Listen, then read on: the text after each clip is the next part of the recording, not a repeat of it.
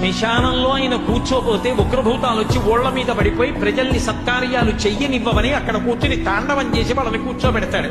పార్వతీదేవి అడిగింది మహాభారతం అనుశాసనిక పర్వంలో, శుభ్రమైన కైలాసం ఉండగా, ఇంత ఐశ్వర్యం ఉండగా, చింతామణి గృహం ఉండగా శ్మశానంలో ఎందుకుంటున్నారని అడిగింది. అడిగితే ఆయన చెప్పాడు, పార్వతి బతికున్న నాళ్ళు అన్ని చోట్లకి వెడతారు, ఏమీ తోచట్లేదు, శ్మశానానికి వెళ్ళొద్దామని ఎవరు రారు పార్వతి.